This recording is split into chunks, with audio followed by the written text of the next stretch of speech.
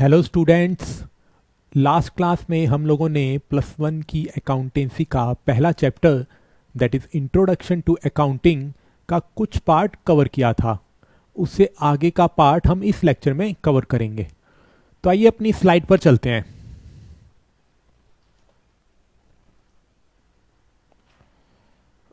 हम लोगों ने लास्ट क्लास में क्या क्या कवर किया था। सबसे पहले तो हमने देखा था meaning and definition of accounting. Accounting का मतलब क्या है उसकी डेफिनेशन बताई थी एक American institute of certified public accountants वालों ने। फिर हमने देखा था अकाउंटिंग की प्रोसेस क्या है, जो अकाउंटिंग की प्रोसेस है वही उसकी कैरेक्टरिस्टिक्स और एट्रीब्यूट्स भी हैं। फिर हमने कवर किया था अकाउंटिंग की ब्रांचेज और सब फील्ड्स क्या क्या हैं। फिर हमने बुक कीपिंग वर्सेज अकाउंटिंग और वर्सेज अकाउंटेंसी के डिफरेंस को कवर किया था। आज हम लोग देखेंगे अकाउंटिंग इन्फॉर्मेशन क्या है और अकाउंटिंग इन्फॉर्मेशन की टाइप्स कितने प्रकार की हैं। फिर 6th स्टेप में हम देखेंगे जो अकाउंटिंग इन्फॉर्मेशन हम जनरेट कर रहे हैं वो कौन कौन से यूजर्स के पास जाती है और कौन कौन से यूजर उसको यूज करते हैं। और 7वें स्टेप में हम देखेंगे कि अकाउंटिंग इन्फॉर्मेशन जो हम जनरेट कर रहे हैं उसकी क्या क्या क्वालिटीज होनी चाहिए। तभी ये 4 क्वालिटीज इसमें बताएगा, वो 4 क्वालिटीज होंगी तो तभी वो अच्छी अकाउंटिंग इन्फॉर्मेशन मानी जाएगी, अदरवाइज वो अच्छी अकाउंटिंग इन्फॉर्मेशन नहीं मानी जाएगी। तो आइए देखते हैं आप। देखिए अकाउंटिंग इंफॉर्मेशन के टॉपिक पर आने से पहले मैं आपको अकाउंटिंग की प्रोसेस पर फिर से लेके जा रहा हूं। देखिए अकाउंटिंग की जो प्रोसेस थी उसमें हमने 7 स्टेप देखे थे। पहले फाइनेंशियल लेजर की ट्रांजैक्शन को आइडेंटिफाई करना, फिर उसको क्वांटिफाई यानी मेजर करना, उसको रिकॉर्डिंग कहाँ करना, जर्नल बुक में। फिर उसको क्लासीफाई करना, क्लासीफाई कहाँ करते हैं, लेजर बुक में।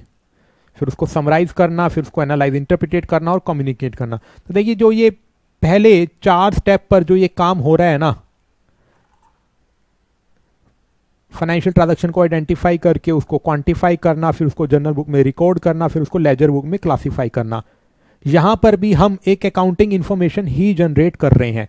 लेकिन जो ये अकाउंटिंग इंफॉर्मेशन हम जनरेट कर रहे हैं ये बहुत ही raw form of accounting information है।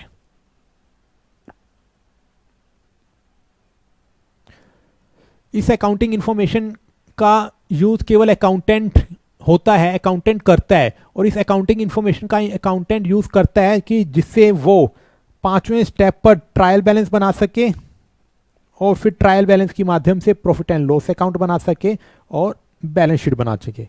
तो ये जो प्रॉफिट एंड लॉस अकाउंट बनाना और जो बैलेंस शीट बनाना, ये जो 2 स्टेटमेंट हैं, ये आपकी अकाउंटिंग इंफॉर्मेशन है, ये फाइनल फॉर्म में है।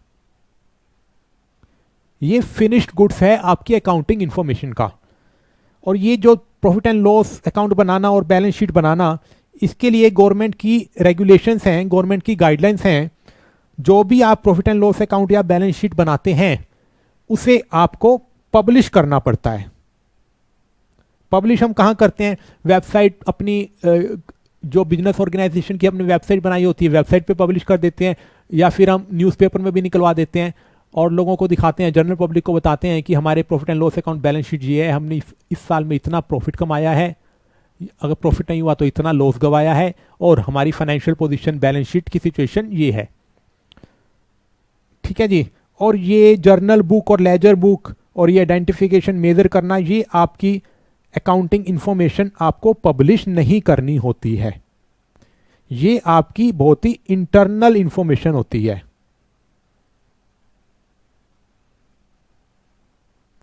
और ये profit and loss balance sheet internal तो है ही है, ये एक्सटर्नल भी होती है, एक्सटर्नल पब्लिक को भी बतानी पड़ती है।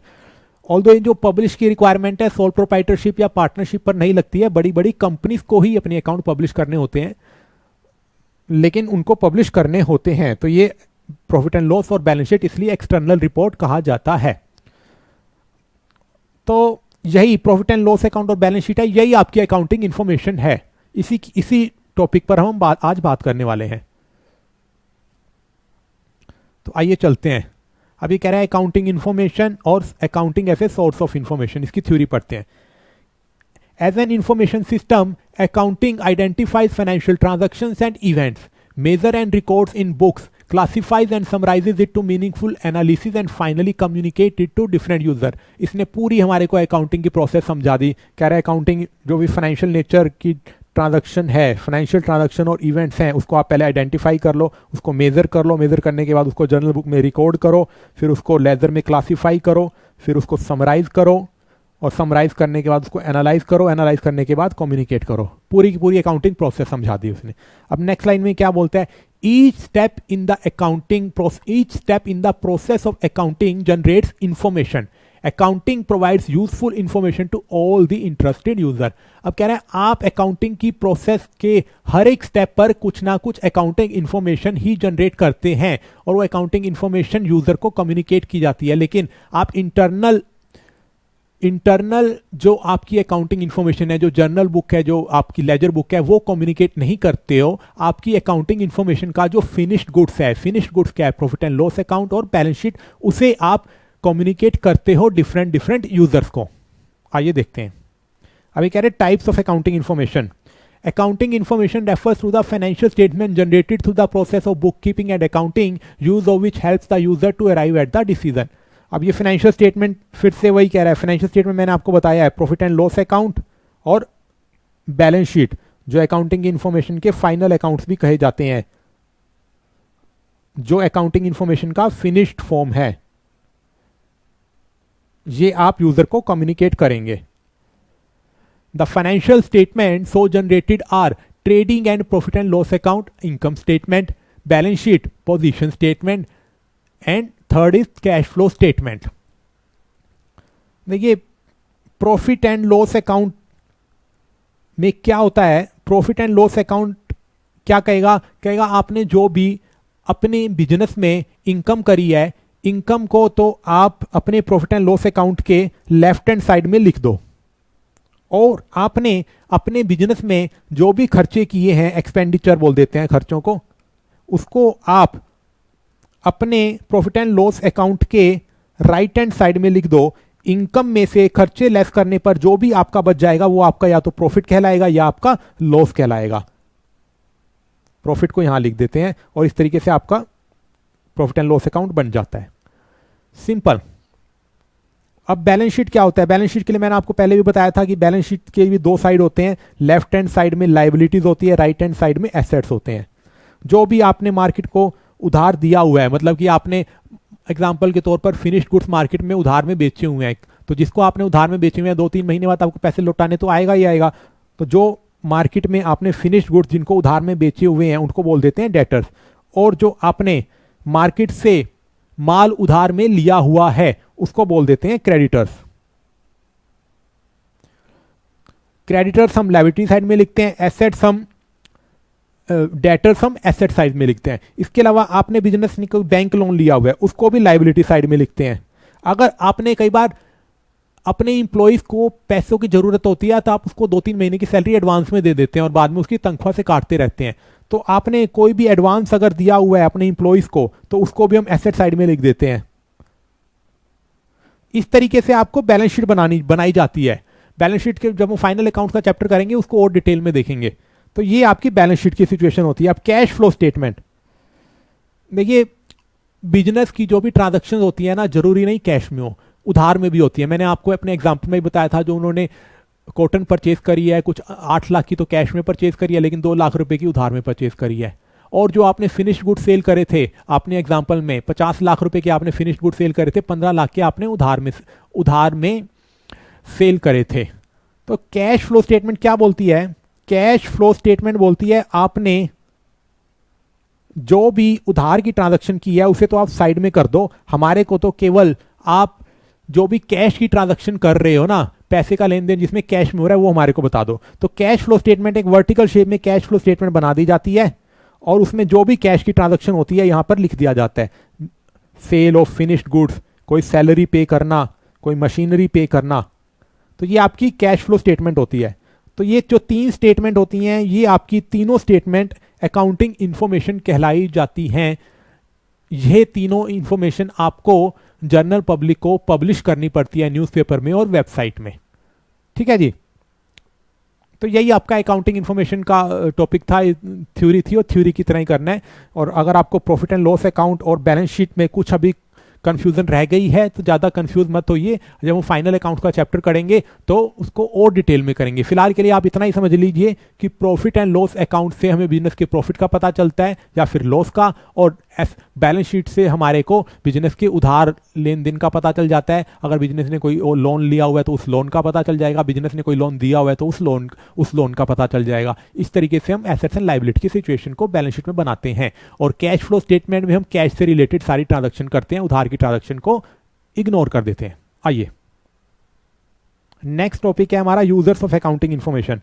अब जो आपने जो अकाउंटिंग इंफॉर्मेशन जनरेट की है ना, इसको यूज कौन कौन करता है, ये किस किस को सर्व की जाती है, कौन कौन इसमें इंटरेस्टेड होता है, उसके बेसिस पे वो निर्णय लेते हैं। देखते हैं, कहता है accounting information is used by various group of people in order to satisfy some of their varied needs for information. The user may be classified into internal users and external user.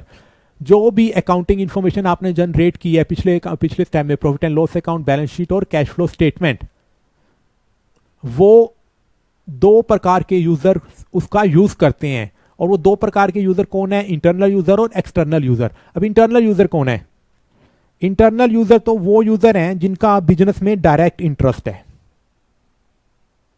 अब business में direct interest किसका होता है, एक तो owner का होता है, क्योंकि वो बिजनेस का मालिक है, उसने सारी कैपिटल लगाई है, बैंक लोन लिया है, सैलरी पे कर रहा है, वो तो डायरेक्ट इंटरेस्ट तो उसी का होता है ना, वो तो मालिक का तो डायरेक्ट इंटरेस्ट होगा ही होगा। वो तो सारी की सारी इंफॉर्मेशन चाहेगा, चाहे आपने कोई इंटरनल इंफॉर्मेशन है, कोई एक्सटर्नल इंफॉर्मेशन है, उसको सारी इंफॉर्मेशन चाहिए होती है। दूसरा बिजनेस में डायरेक्ट इंटरेस्ट किसका होता है, मैनेजमेंट का।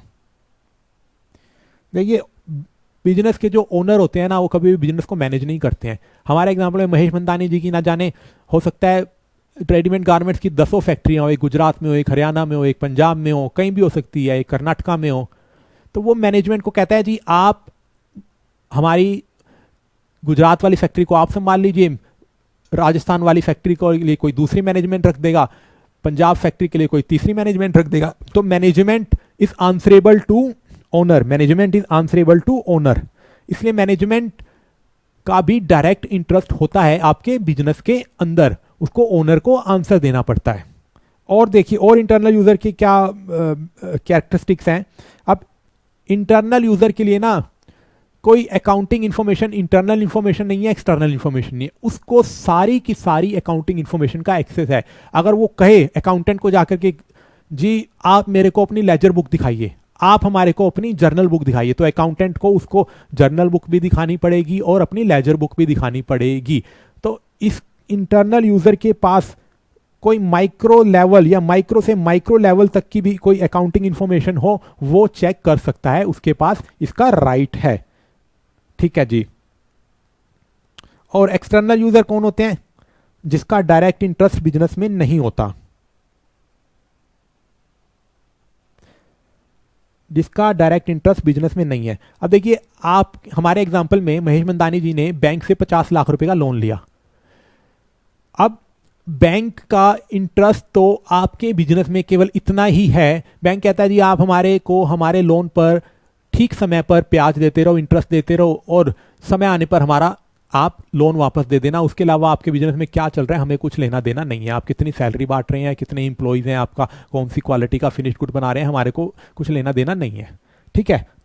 तो एक्सटर्नल यूजर का बिजनेस में कभी भी डायरेक्ट इंटरेस्ट नहीं होता, इसलिए एक्सटर्नल यूजर को केवल एक्सटर्नल रिपोर्ट्स दिखाई जाती है। एक्सटर्नल रिपोर्ट्स मैंने आपको अपने पिछले एग्जाम्पल में बताई हैं, प्रॉफिट एंड लॉस अकाउंट और बैलेंस शीट जिसको वो पब्लिश करता है, ये आपकी एक्सटर्नल रिपोर्ट होती हैं। जर्नल बुक या फिर लेजर बुक ये आपकी इंटरनल रिपोर्ट्स होती हैं, इंटरनल अकाउंटिंग इंफॉर्मेशन होती हैं, ये कभी भी अकाउंटिंग यूजर को नहीं दी जाती है। ठीक है जी। बस यही इन दोनों के बीच का डिफरेंस है, इसको थ्योरी में पढ़ लेते हैं। अब कह रहा है internal user are the persons who have a direct interest in the business enterprises. ठीक है जी। That is why they have access to all the accounting information at micro level, including internal and unpublished reports of the enterprise. आपकी accounting information की चाहे internal report है चाहे external report है, internal user तो सभी की सभी रिपोर्ट्स को, सभी की सभी अकाउंटिंग इंफॉर्मेशन को चेक कर सकता है। External user are the persons who do not have a direct interest in the business enterprise. इनका डायरेक्ट इंटरेस्ट नहीं होता है बिजनेस में। That is why they do not have access to the internal और unpublish reports of the enterprises. इसलिए उनको business की internal reports और अनपब्लिश रिपोर्ट्स, इंटरनल और अनपब्लिश रिपोर्ट्स क्या है, जर्नल बुक, लेजर बुक, वो सब का एक्सेस नहीं होता, केवल उसे प्रॉफिट एंड लॉस अकाउंट और बैलेंस शीट दिखा दिए जाते हैं। Hence, they make use of external or published reports such as profit and loss account, balance sheet and cash flow statement। ठीक है जी। अब इंटरनल यूजर कौन कौन है और इनकी अकाउंटिंग की इंफॉर्मेशन की क्या क्या आवश्यकता है और इनकी इनको अकाउंटिंग इंफॉर्मेशन की आवश्यकता क्यों है। अभी कह रहे हैं following are the internal user and their need of accounting information. Owner, देखिए ओनर ने तो बिजनेस में कैपिटल लगा के रखी है, सारा रिस्क भी उसका है, सारा रिवार्ड भी उसका है। कल को एम्प्लॉय को अगर सैलरी नहीं दी ना तो वो जाकर के ओनर के पास ही जाएंगे, कहेंगे जी आपने हमारे को सैलरी तो दी नहीं, 1 महीना 2 महीना हो गया, उसी को जाकर के वो सारे के सारे इकट्ठा होंगे, उसी के पास जाकर के हड़ताल करेंगे। ठीक है, तो ओनर तो बिजनेस और ओनर ऑलमोस्ट सेम ही होते हैं, अकाउंटिंग पर्पज से अलग होते हैं, लेकिन लीगल पॉइंट ऑफ व्यू से कई बार ये सेम ही माने जाते हैं। तो इसकी अकाउंटिंग इन्फॉर्मेशन की नीड क्या है, ये क्या है, तो सबसे पहले जानना चाहेगा जी मैंने इतनी कैपिटल लगाई हुई है तो मेरी कैपिटल सेफ है या नहीं है। तो सबसे पहले जानना चाहेगा कितना बिजनेस प्रॉफिट कमा रही है, प्रॉफिट के लिए तो सारी की सारी कार्यवाही, सारी मेहनत प्रॉफिट के लिए कर रहा है। फिर वो देखना चाहेगा कि और क्या देखना चाहेगा, बिजनेस की फाइनेंशियल पोजीशन भी देखना चाहेगा, कितना मार्केट से उधार लिया हुआ है, कितना मार्केट को उधार दिया हुआ है। और इसके अलावा मैंने आपको बताया था अपने एग्जाम्पल में कि महेश मंदानी जी ने मशीनरी ली है 22 लाख रुपए की। ठीक है जी, 22 लाख की मशीनरी को वो 11 सालों तक यूज करेगा कपड़े बनाने के लिए, इसकी लाइफ क्या है 11 साल। ठीक है जी, अब जो ये मशीनरी ली है जिसकी लाइफ 11 साल है, इसको हम फिक्स्ड एसेट्स बोलते हैं। फिक्स्ड एसेट्स इसलिए बोलते हैं क्योंकि इसकी लाइफ 1 साल से ज्यादा है। इसके अलावा जो उसने मार्केट से कॉटन परचेज करी है उसकी लाइफ 3-4 महीने में या साल भर में ही उस कॉटन से वो वर्क इन प्रोग्रेस बना देगा, वर्क इन प्रोग्रेस से गारमेंट बना के मार्केट में बेच देगा। उन कॉटन की लाइफ जो है ना, उस कच्चे माल की लाइफ 1 साल से कम है, लेकिन इस मशीनरी की लाइफ जो है 1 साल से ज्यादा है, 11 साल है। तो बिजनेस ओनर ना इस फिक्स्ड एसेट्स को लेकर के बड़ा कंसर्न रहता है। अब वो चेक करना चाहेगा यार हमारे इंप्लॉइज इस फिक्स्ड एसेट को ठीक से यूज तो कर रहे हैं, ऐसा ना हो वो इतने घटिया तरीके से यूज कर रहे हैं, इसकी लाइफ 11 साल ना रह करके 5 साल में ही मशीनें खराब हो जाएं। ठीक है जी, तो वो फिक्स्ड एसेट्स को लेकर के ओनर बड़ा ही कंसर्न रहता है। इसलिए ओनर की जो अकाउंटिंग इन्फॉर्मेशन की नीड होती है ना, वो फिक्स्ड एसेट से रिलेटेड जो भी इंफॉर्मेशन होती है उसको बड़े ध्यान से देखता है। यही इसका पॉइंट है, इसकी थ्योरी कर लेते हैं। कह रहे हैं owners, since owner are the person who contribute capital in the business and bear maximum risk and get maximum reward। सारा रिस्क भी उसका होता है और सारा रिवार्ड भी उसका होता है। They need accounting information for the following accounts: profitability of the business, financial state, financial soundness और value of fixed asset। तो उसको बिजनेस के प्रॉफिट में भी इंटरेस्ट है, फाइनेंशियल साउंडनेस में भी इंटरेस्ट है, यानी कि बैलेंस शीट में भी इंटरेस्ट है, और वो उसका एक बहुत गहन इंटरेस्ट होता है वैल्यू ऑफ फिक्स्ड एसेट में। इसके अलावा और भी बहुत सी चीज़ों में उसका इंटरेस्ट होता है। अब मैनेजमेंट, देखिए मैनेजमेंट क्या है। अब बिजनेस को मैनेज करने के लिए ओनर कभी नहीं आता। ओनर के लिए तो ऐसी 10 फैक्ट्रियाँ होती हैं, अगर ओनर बहुत बड़ा बिजनेसमैन है तो बिजनेस मैनेज करने के लिए वो मैनेजमेंट रखता है। तो बिजनेस की सारी डे टू डे मैनेजमेंट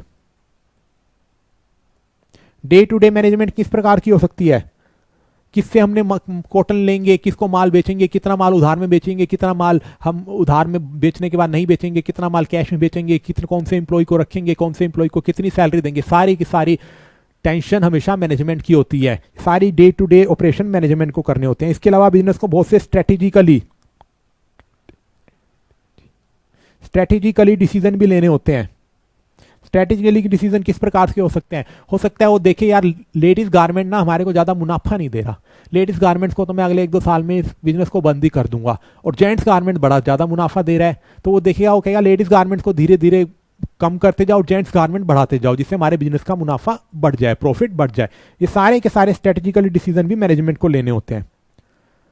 तो मैनेजमेंट को जो इंफॉर्मेशन की रिक्वायरमेंट होती है, ये इंफॉर्मेशन की रिक्वायरमेंट तो है profitability, soundness, value of fixed asset. इसके अलावा उसकी बड़ी स्पेसिफिक रिक्वायरमेंट होती है, वो देखता है कि आप जितने भी प्रकार के बिजनेस में प्रोडक्ट बना रहे हैं, उस प्रोडक्ट बनाने के लिए आपकी कॉस्टिंग कितनी आ रही है, कितना खर्चा हो रहा है, total costing, costing per unit कितनी आ रही है, फिर वो देखेगा कि कौन से बिजनेस को मैं बंद करूं और कौन सी सेगमेंट को मैं और अच्छे से चलाऊं। और वो क्या करेगा, अपनी अकाउंटिंग इन्फॉर्मेशन को लास्ट ईयर की अकाउंटिंग इन्फॉर्मेशन से कंपेयर करेगा, देखेगा कि पिछले साल तो मैंने 10 लाख रुपए का प्रॉफिट कमाया, इस साल केवल 5 लाख ही हो पाया, ये कुछ गड़बड़ हो रखी है। और वो कंपेयर करेगा दूसरी फर्म से भी, मैंने तो 20 लाख का प्रॉफिट कमाया, दूसरी फर्म मेरे से कम कमा रही है, ज़्यादा कमा रही है, तो क्यों कमा रही है। तो ये कॉस्टिंग की रिक्वायरमेंट और कंपैरिजन की रिक्वायरमेंट, ये अकाउंटिंग इन्फॉर्मेशन की रिक्वायरमेंट हमेशा मैनेजमेंट को रहती है। तो इसकी थ्योरी भी पढ़ लेते हैं। अब ये कह रहा है management comprises of persons who are involved in decision making strategy as well as day to day running operation. Most of need of the management are met by unpublished or internal reports. Such unpublished or internal reports have the information following aspect: cost of the product, future estimate of future sale and profit, compare the performance of the enterprise with other similar enterprise. ये मैंने आपको branches of accounting पढ़ते वक्त बताया था कि cost accounting एक branch होती है। कॉस्ट अकाउंटिंग में हम कॉस्ट से रिलेटेड सारा काम करते हैं। तो ये कॉस्ट अकाउंटिंग की ब्रांच में हम जो भी इंफॉर्मेशन जनरेट करते हैं वो कभी भी पब्लिश नहीं होती है, ये इंटरनल रिपोर्ट होती है।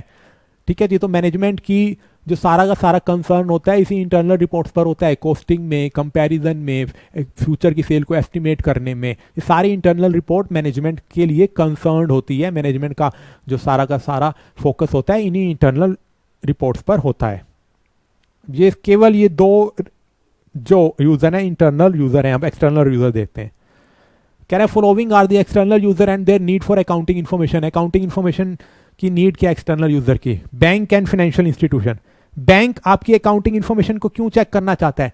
बैंक देखेगा जी मैंने आपको लोन दिया हुआ है, मेरे को बस इतना बता दो, मेरा लोन आप ठीक से पे कर पाओगे या नहीं कर पाओगे, मेरे लोन पे आप ठीक से ब्याज पे करोगे या नहीं करोगे। उसके अलावा बैंक का कोई ज़्यादा इंटरेस्ट नहीं होता है। यही उसकी अकाउंटिंग इन्फॉर्मेशन की रिक्वायरमेंट है। दे वांट टू जज whether their principal and interest thereof will be repaid when due and they should extend, maintain और restrict the long term loan of the enterprises. क्या उन्हें अपना जो loan business में दिया हुआ है वो कल को एक्सटेंड करना चाहे तो एक्सटेंड कर दे, कोई इशू तो नहीं है। क्या उसे रिस्ट्रिक्ट कर देना चाहिए, लोन बिजनेस से वापस मंगा लेना चाहिए, क्या उसे 50 लाख का अमाउंट मेंटेन करना चाहिए? केवल उसका इसी चीज़ में इंटरेस्ट रहता है। अब इन्वेस्टर एंड पोटेंशियल इन्वेस्टर्स आपके एक्सटर्नल यूजर हैं। इन्वेस्टर और पोटेंशियल इन्वेस्टर क्या है? इन्वेस्टर और पोटेंशियल इन्वेस्टर का इंटरेस्ट होता है बिजनेस के प्रॉफिट जानने में, क्योंकि जो भी बिजनेस का प्रॉफिट होता है वो डिविडेंड के रूप में या पार्टनरशिप कंसर्न बना रहे हैं तो आपके प्रॉफिट को डिस्ट्रीब्यूट किया जाएगा पार्टनर्स को। तो जो भी इन्वेस्टर और पोटेंशियल इन्वेस्टर है वो आपके प्रॉफिट में इंटरेस्ट रखते हैं। आइए देखते हैं। कह रहे potential investor need information to जज how safe and rewarding the proposed investment will be. वो जानना चाहते हैं अगर वो बिजनेस में जो भी उन्होंने पैसा लगा रखा है उस पर उनको कितना रिवार्ड मिलेगा, कितना मुनाफा होगा कल को, और वो जो भी प्रपोज इन्वेस्टमेंट करना चाहते हैं उस पर उनको कितना मुनाफा होगा, कितना प्रॉफिट होगा। उनका केवल कंसर्न यहीं तक रहता है। अब क्रेडिटर्स कौन होते हैं? क्रेडिटर्स वो होते हैं जिससे आपके बिजनेस ने माल उधार पर लिया है। अब क्रेडिटर्स तो केवल ये जानना चाहते हैं जो माल आपने बिजनेस से हमारे से उधार पे लिया है उस हमारा पैसा ठीक से लौटा पाएंगे या नहीं लौटा पाएंगे, इसलिए उनका इंटरेस्ट रहता है क्रेडिट वर्थनेस जानने के लिए। क्रेडिट वर्थनेस का मतलब यही है कि हमारा बिजनेस किसी से जो भी पैसा माल उधार पर लिया हुआ है उसको पैसा ठीक से लौटा पाएगा या नहीं लौटा पाएगा, ये क्रेडिट वर्थनेस कहलाती है। Creditors they want information about credit worthiness of the business enterprise. They want to know whether the amount owing to them will be repaid when due. जब भी जितना भी पैसा आपके बिजनेस ने उधार पर लिया हुआ है, जब उसको पे करने का समय आएगा, जब वो ड्यू हो जाएगा, आप उसको ठीक से पे कर पाएंगे या नहीं कर पाएंगे। क्रेडिटर्स का केवल इंटरेस्ट इतना होता है। टैक्स अथॉरिटीज का बिजनेस में इंटरेस्ट क्यों होता है? टैक्स अथॉरिटीज कहती है कि आप हमारे को अपने बिजनेस का प्रॉफिट चेक करवा दीजिए, प्रॉफिट से हम अपने टैक्स की असेसमेंट कर लेंगे। 10 लाख का प्रॉफिट कमाया तो 2 लाख रुपए का टैक्स, 20 लाख का प्रॉफिट कमाया तो 4 लाख रुपए का टैक्स, 60 लाख रुपए का प्रॉफिट कमाया तो 6 लाख रुपए का टैक्स। इस हिसाब से हमारा को तो केवल टैक्स की इन्फॉर्मेशन चाहिए, आप टैक्स ठीक से पे कर रहे हैं या नहीं कर रहे, और आपकी टैक्स असेसमेंट कितनी है, दैट्स ऑल। उसकी इन्फॉर्मेशन की रिक्वायरमेंट तो यहाँ तक सीमित है। Tax authorities need information for assessment of income tax, goods and service tax. GST आजकल बड़ा हॉट टॉपिक है, ठीक है जी। जीएसटी में क्या होता है, कोई भी आप गुड्स परचेज करते हैं तो आपके बिल में ऑलरेडी जीएसटी लगा होता है, आपको जीएसटी के साथ पे करना होता है, ठीक है जी। अब मैं जीएसटी अभी आपको इस टॉपिक में यहाँ पे नहीं पढ़ाने बैठूंगा, वो लेंथी हो जाएगा, फ्यूचर में जब आप पढ़ेंगे तभी पढ़ा दूंगा। Government agencies, government and their agencies. अब गवर्नमेंट का अकाउंटिंग इंफॉर्मेशन में इंटरेस्ट क्यों होता है? देखिए, गवर्नमेंट का इंटरेस्ट इसलिए भी होता है, अब हमारे एग्जाम्पल में महेश मंदानी जी ने रेडीमेड गारमेंट्स बनाई, अब गवर्नमेंट उसका देखेगी वो कितनी इंप्लॉयमेंट, उसने कितने लोगों को इंप्लॉयमेंट दी हुई है, कितना प्रॉफिट कमा रहा है वो, और इस तरीके से जितनी भी और कंपनीज हैं जो रेडीमेड गारमेंट्स का काम कर रही है, गवर्नमेंट उन सब से भी डाटा मंगाएगी, उन सब के डाटा को कंबाइन करेगी, फिर देखेगी ओवरऑल हिंदुस्तान में, हमारी कंट्री में जो रेडीमेड गारमेंट्स का बिजनेस है वो कितनी इंप्लॉयमेंट जनरेट कर रहा है, वो कितनी इनकम जनरेट कर रहा है। फिर क्या करेगी, इसके अलावा और भी सेक्टर हैं, और भी सेक्टर से इंफॉर्मेशन मंगाएगी, फिर और सेक्टर से इंफॉर्मेशन को कलेक्ट करेगी और देखेगी सभी सेक्टर मिला करके कितनी इनकम जनरेट कर रहे हैं। जब सभी सेक्टर आपस में मिला करके देखेगी कितनी इनकम जनरेट कर रहे हैं, उसको नेशनल इनकम बोलती है। तो गवर्नमेंट आपके बिजनेस जानना चाहती है, आपकी अकाउंटिंग इंफॉर्मेशन जानना चाहती है, नेशनल इनकम जानने के लिए, आप कितना इंप्लॉयमेंट जनरेट कर रहे हैं ये जानने के लिए, और बहुत सी छोटी मोटी इंफॉर्मेशन जानने के लिए, ठीक है। थ्योरी पढ़ते हैं। Government and their agencies compile information for various enterprises to calculate national income, allocation of resources and providing subsidies. Government कई बार बिजनेस को सब्सिडीज भी देती है। अगर मान लीजिए आज की डेट में सबसे बड़ा सब्सिडी का एग्जांपल है, गवर्नमेंट सोलर पैनल से रिलेटेड जितने भी बिजनेसेस आ रहे हैं उसको सब्सिडी देती है, जिससे हिंदुस्तान में सोलर एनर्जी जनरेट हो और हमारी जो रिक्वायरमेंट है कोल एनर्जी पर कम हो, ठीक है जी। तो एक गवर्नमेंट जितने भी सोलर इंडस्ट्री में काम कर रहे हैं उससे डाटा मंगाएगी, उसकी प्रॉफिटेबिलिटी चेक करेगी और फिर सब्सिडी देगी, उसको कितनी सब्सिडी उसको कैलकुलेट होती है। इसलिए भी गवर्नमेंट एजेंसी आपसे अकाउंटिंग इंफॉर्मेशन चाहती है और उसको अकाउंटिंग इंफॉर्मेशन प्रोवाइड करनी होती है। और कह रहा है कॉम्पिटिटर्स तो आपके इंफॉर्मेशन जानना चाहते हैं, और तभी तो आपके अकाउंट को कंपेयर करेंगे और कहेंगे आपने कितना प्रॉफिट कमाया, हमने कितना प्रॉफिट कमाया, हम प्रॉफिट कम क्यों कमा रहे हैं, ज़्यादा प्रॉफिट क्यों कमा रहे हैं। इसलिए आपके कॉम्पिटिटर्स भी आपके अकाउंटिंग इंफॉर्मेशन पे कुछ ना कुछ आई रखते हैं। जो भी आप अकाउंटिंग इंफॉर्मेशन पब्लिश करते हैं आपके कॉम्पिटिटर उसको जरूर चेक करते हैं। कॉम्पिटिटर्स दे वांट टू जज, they want information to assess the relative strength and weakness of the enterprise and to make a comparison. Next क्या है, पब्लिक आपकी इंफॉर्मेशन क्यों चाहती है? पब्लिक तो इंफॉर्मेशन चाहती है फिर, और पब्लिक उस इंफॉर्मेशन से एक इमेज भी बना लेती है। आज की डेट में देखिए टाटा की इमेज जो है मार्केट में अच्छी है कंपैरेटिवली दूसरी कंपनीज के, ठीक है जी, क्योंकि इंफॉर्मेशन उसने जो एक अपने माइंड में एक इमेज जनरेट की हुई है टाटा को लेकर के, उसके अकाउंट पढ़ के तो जनरेट की हुई है, ठीक है। जो कितना डोनेट कर रही है, उसके कितनी इंप्लॉयमेंट जनरेट कर रही है, कंपनी कोई सीएसआर एक्टिविटी भी कर रही है, कॉर्पोरेट सोशल रिस्पॉन्सिबिलिटीज होती हैं सीएसआर। कंपनीज को आज की डेट में गवर्नमेंट बोलती है कि आपको कुछ एक सीएसआर करनी मैंडेटरी है। सीएसआर के रूप में कंपनीज को बोला जाता है आप किसी स्कूल में जाइए, स्कूल में जाकर के कुछ बच्चों को डोनेशन कीजिए, बच्चों की पढ़ाई में हेल्प कीजिए, या आपके आसपास के कोई पार्क हैं उसको मेंटेन कीजिए, ठीक है, या फिर शहर में कुछ कूड़ेदान लगवा दीजिए जिससे शहर में ज़्यादा गंदगी ना फैले। ये सारी की सारी इन्फॉर्मेशन पब्लिक चेक करती है क्योंकि ये गवर्नमेंट की रिक्वायरमेंट है, तो ये सारी की सारी इन्फॉर्मेशन आपको पब्लिक को प्रोवाइड करनी पड़ती है।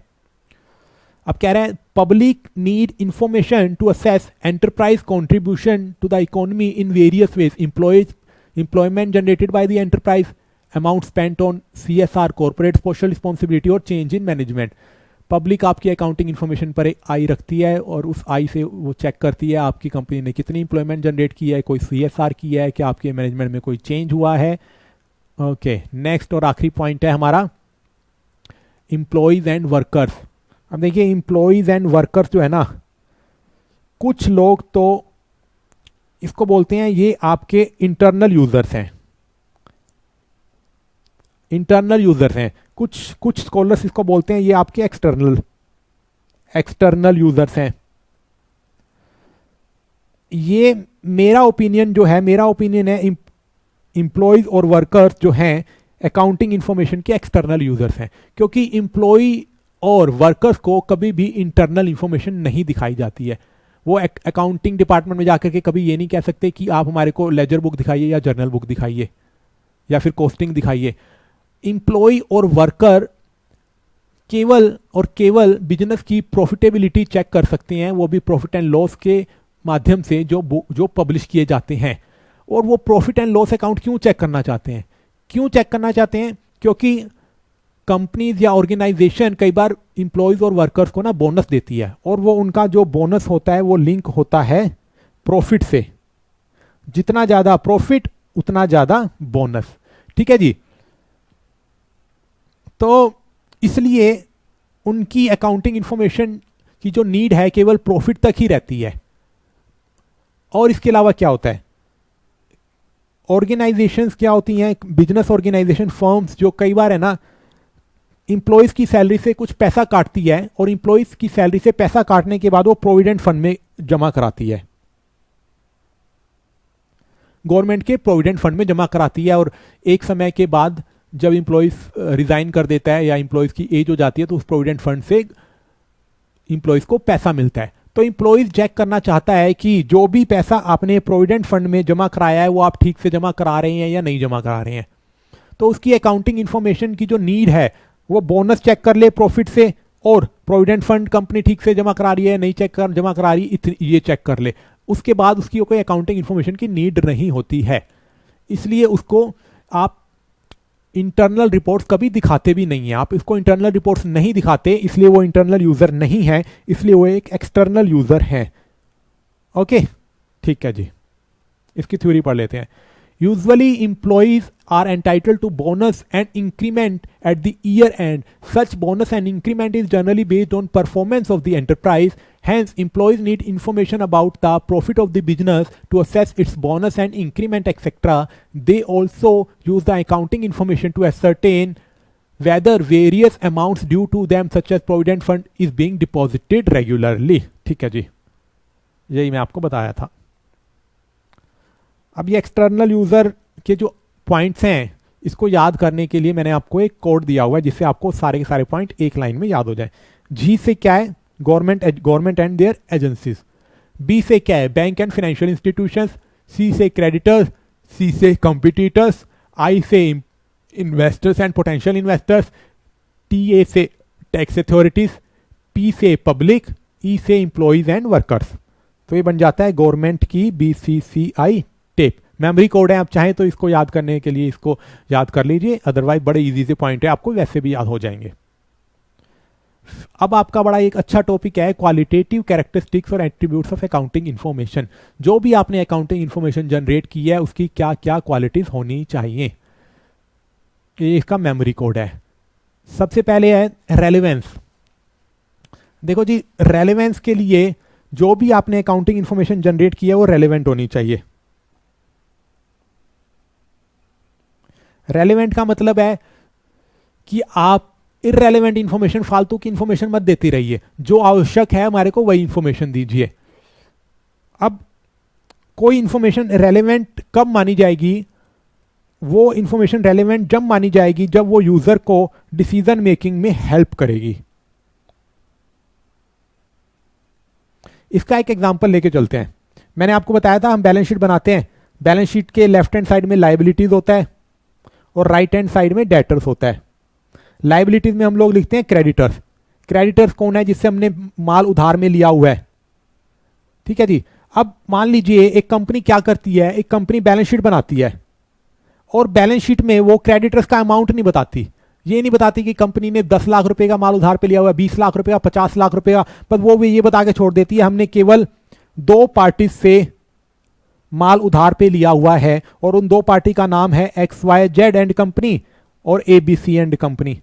उसका क्या करें यार, माल आपने एक्चुअल में जो उधार पर लिया हुआ है वो 50 लाख रुपए का उधार पर लिया हुआ है। 50 लाख रुपए का अमाउंट देखते ही आप कुछ ना कुछ माइंड में समझ पाएंगे, उसका प्रॉफिट से कंपेयर करेंगे। प्रॉफिट तो वो मुश्किल से 20 लाख रुपए का कमा रहा है और 50 लाख रुपए का माल उधार पे लिया हुआ है। अगर वो बड़ी चालाकी करे, 50 लाख ना बता करके केवल नंबर ऑफ पार्टीज बता दे और अमाउंट बता, पार्टीज का नाम बता दे, तो इसका क्या है, ये तो बिल्कुल भी रेलेवेंट इंफॉर्मेशन नहीं है इसके लिए। रेलेवेंट इंफॉर्मेशन क्या है, अमाउंट। ठीक है जी, ये डिसीजन मेकर को, क्रेडिटर्स को डिसीजन लेने में हेल्प करेगी ना। डिसीजन मेकर जो हैं, क्रेडिटर्स हैं, इसी के हिसाब से देखें कि मैं कल को इस कंपनी को कोई और माल उधार पर दूं या ना दूं, मेरा ये माल समय पर लौटा पाए, मेरा पैसा ये समय पर लौटा पाएगा या नहीं लौटा पाएगा। तो ये बड़ी रेलेवेंट इंफॉर्मेशन है। Amount is the relevant information, name of parties and number of parties is not the relevant information. आइए इसकी थ्योरी पढ़ते हैं।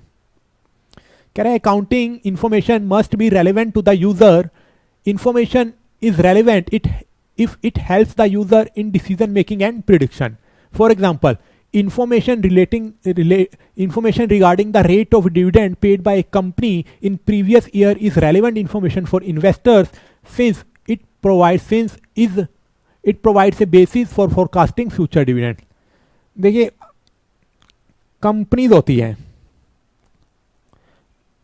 कंपनीज क्या करती है, अपनी कंपनीज के ना शेयर इशू करती है जनरल पब्लिक में।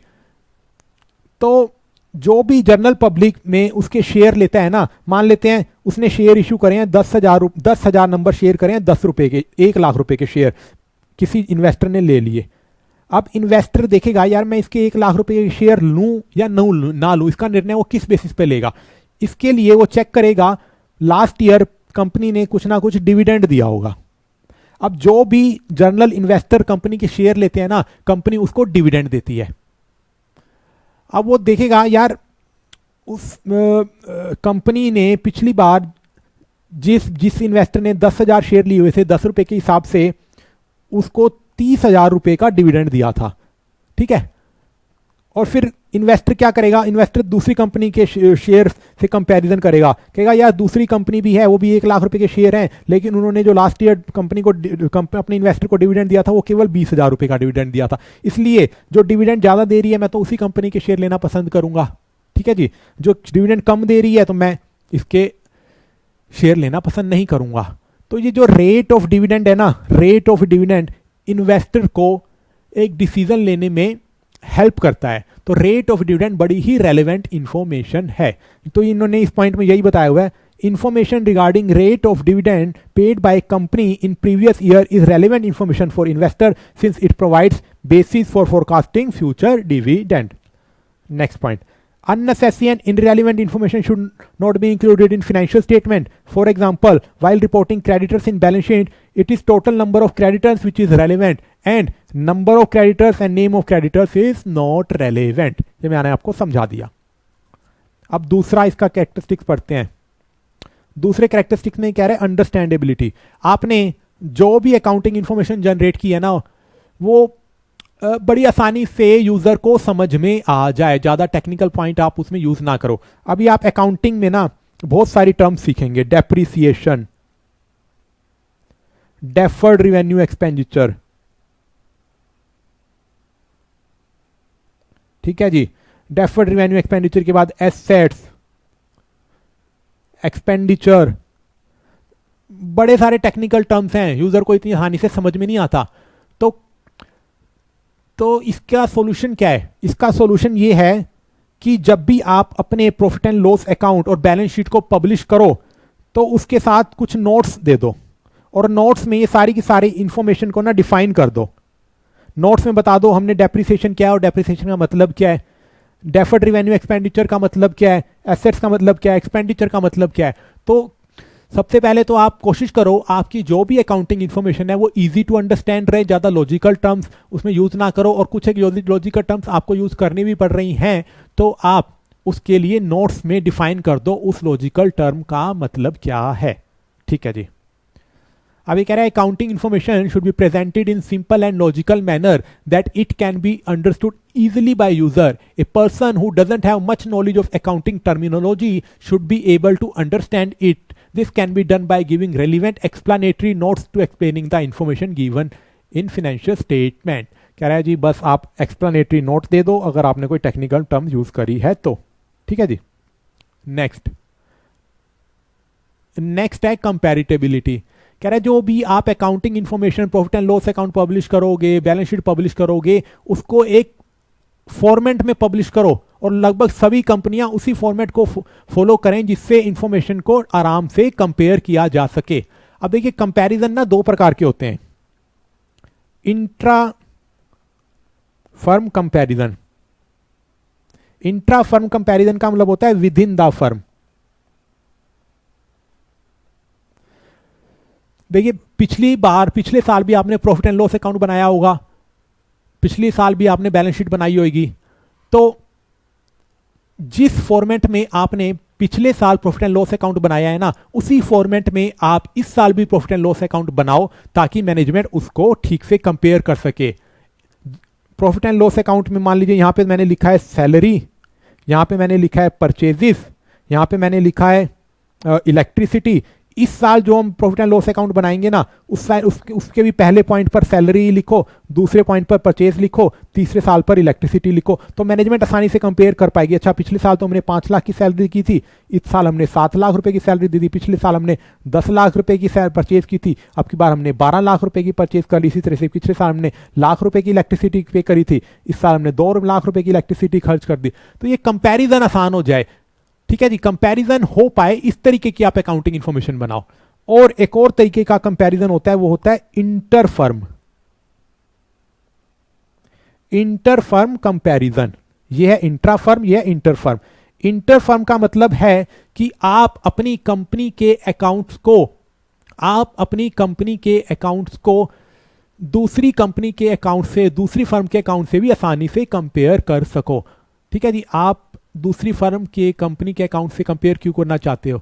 आप कंपेयर इसलिए करना चाहते हो, उसी कंपेयरिंग के बेसिस पर आप देखेंगे कि हमारी फर्म ज़्यादा अच्छा कर रही है या दूसरी फर्म ज़्यादा अच्छा कर रही है, कौन से पॉइंट पे दूसरी फर्म अच्छा कर रही है, कौन से पॉइंट पे हमारी फर्म अच्छा कर रही है। तो आपकी अकाउंटिंग इन्फॉर्मेशन कुछ इस तरीके की हो जाए जिससे इंट्रा फर्म भी हम कर पाएँ और इंटर फर्म कंपेरिजन भी हम कर पाएँ। यही आपकी इसकी थ्योरी देख लेते हैं।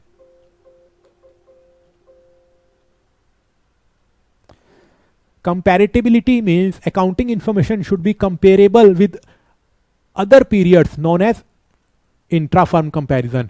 Other enterprises known as inter-firm comparison. To be comparable, accounting reports must use a common unit of measurement and format of reporting. एक common unit of measurement use करो और एक format, same format बनाओ, हर साल format को change मत करो।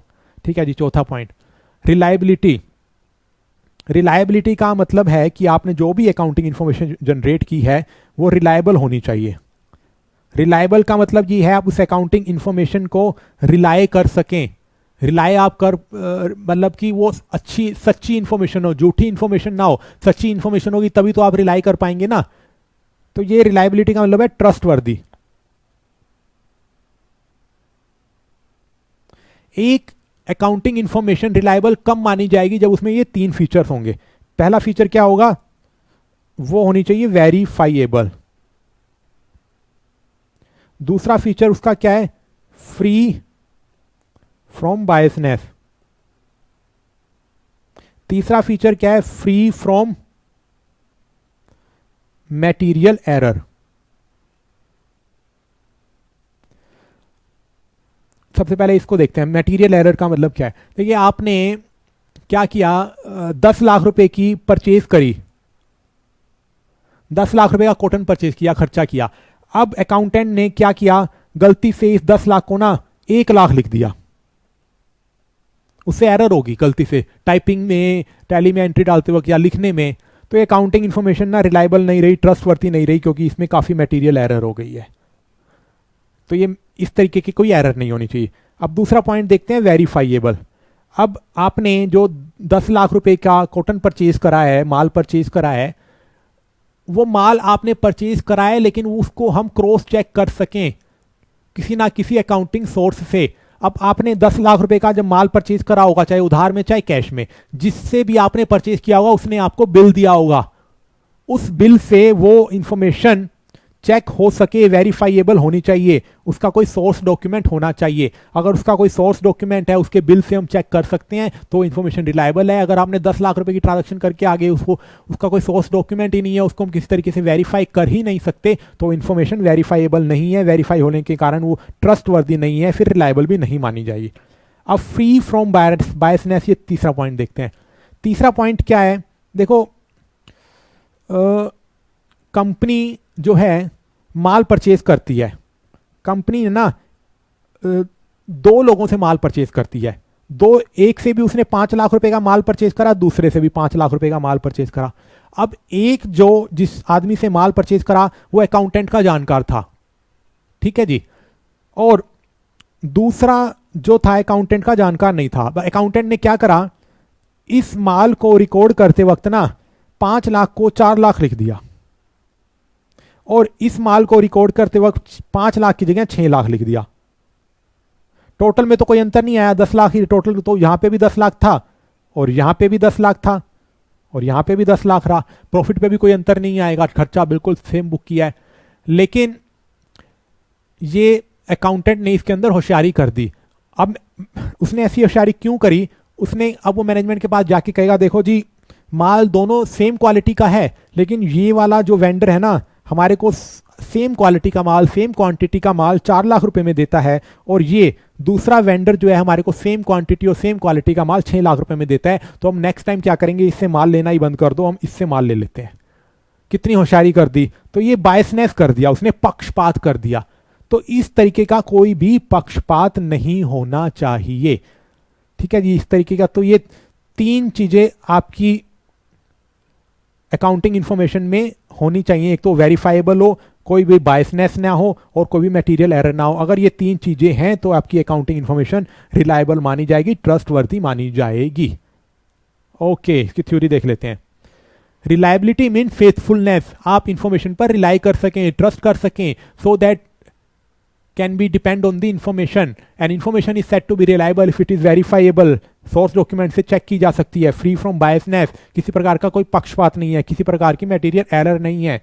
And information is said to have verifiable if such information can be verified from source document such as cash memo, purchase invoice, sales invoice, agreements, property deeds etcetera. अब ये सब क्या है, ये आप सब डिफरेंट प्रकार के बिल हैं। आप इसको इतना मान लीजिए, ये सब डिफरेंट प्रकार के बिल हैं। बाकी इसको डिटेल में हम आगे के चैप्टर्स में देख लेंगे, इन सब के बिल में अंतर क्या है। बस ये वेरीफाइबल होनी चाहिए, जिससे भी आप माल परचेज करके लाए हैं उसका कुछ ना कुछ बिल होना चाहिए, और वो बिल कैश मेमो भी हो सकता है, वो बिल परचेज इनवॉइस भी हो सकता है, वो बिल सेल्स इनवॉइस भी हो सकता है, वो बिल कुछ भी हो सकता है, ठीक है जी। ओके, अब इसका 4 कैरेक्टरिस्टिक याद करने के लिए मैंने एक मेमोरी कोड बनाया है। आर से क्या है, रेलेवेंस, आपकी अकाउंटिंग इंफॉर्मेशन रेलेवेंट होनी चाहिए। यू से क्या है, अंडरस्टैंडेबिलिटी, अंडरस्टैंडेबल होनी चाहिए। सीओ से क्या है, कंपैरेटिबिलिटी, अकाउंटिंग इंफॉर्मेशन को आप कंपेयर कर सको। रैली से क्या है, रिलायबिलिटी, अकाउंटिंग इंफॉर्मेशन को आप रिलायबल होनी चाहिए, ट्रस्टवर्दी होनी चाहिए, ठीक है जी। आज के लेक्चर में मैंने इतना ही कवरेज था। आज का लेक्चर थोड़ा सा छोटा रखेंगे, आगे का लेक्चर, आगे का पार्ट आगे के लेक्चर में कवर करेंगे। अभी के लिए शुक्रिया, धन्यवाद।